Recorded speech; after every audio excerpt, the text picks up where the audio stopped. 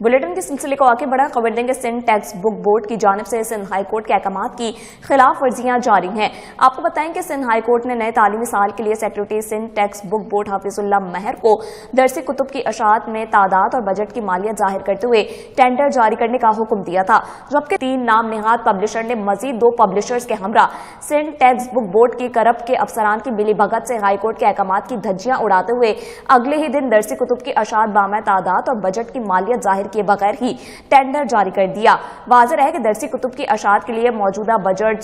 2.25 अरब है, जबकि टेंडर के मुताबिक रकम 5 अरब बताई जा रही है। साबिक चेयरमैन बोर्ड ने अदालती अहकामात की खिलाफ वर्जी न करते हुए अपने ओहदे से इस्तीफा दे दिया था, जिसकी वजह से टेंडर मुकम्मल करवाने के लिए हंगामी बुनियादों सिंध टेक्स्ट बुक बोर्ड का चेयरमैन मुकर्रर किया गया, जिसने सेक्रेटरी हाफिजुल्लाह महर और दारोश के साथ मिलकर टेंडर कर दिया।